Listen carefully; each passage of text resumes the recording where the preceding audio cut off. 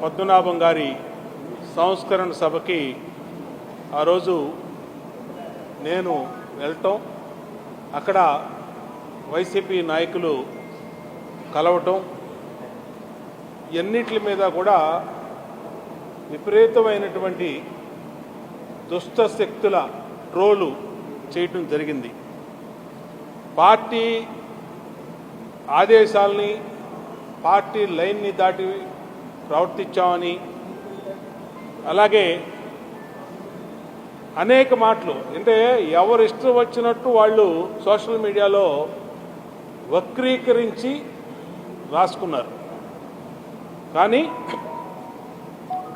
మొదటి నుంచి నేను 25 సంవత్సరాలు ఈ పార్టీలోకి వచ్చి, తెలుగుదేశం పార్టీలో బోండా ఉమా ఏ రోజు కూడా పార్టీ ఆదేశాలు, పార్టీ లైను దాటడో. చంద్రబాబు నాయుడు గారి ఆదేశాలని, చంద్రబాబు నాయుడు గారి ఉద్దేశాలని, చంద్రబాబు నాయుడు గారిని ధిక్కరించే విధంగా ఏ రోజు ప్రవర్తించబోను.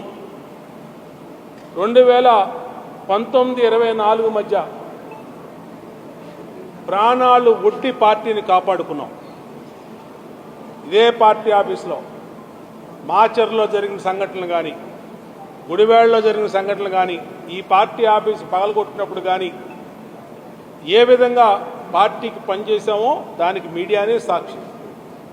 ఏ రోజు కూడా పార్టీ లైను, చంద్రబాబు నాయుడు గారిని ఆదేశాలు ఏ రోజు కూడా మీరల. భవిష్యత్తులో కానీ ఇప్పుడు కానీ మీరే ఆలోచన కూడా బోండా ఉమాకు లేదు.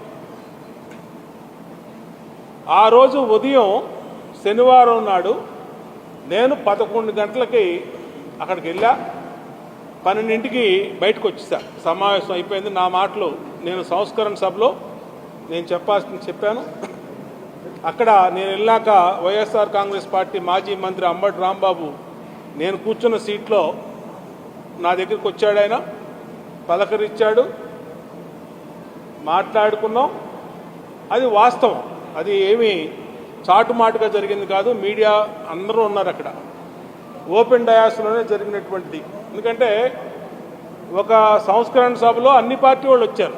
జనసేన వాళ్ళు వచ్చారు, అలాగే వైసీపీ వాళ్ళు వచ్చారు, టీడీపీ వాళ్ళు వచ్చారు, బీజేపీ వాళ్ళు వచ్చారు, అందరూ వచ్చారు. మేము వెళ్ళిన పని సంస్కరణ సభలో నివాళులు అర్పించడానికి నివాళులు అర్పించాం. మమ్మల్ని పిలిచారు కాబట్టి, కాపు జేఏసీ తరఫున ఆ కార్యక్రమం చేశారు కాబట్టి వెళ్ళాం, నివాళులు అర్పించాం, గంటలో వచ్చేసాం. దాన్ని విపరీత అర్థాలు తీసి సోషల్ మీడియాలో విపరీతమైన ట్రోల్స్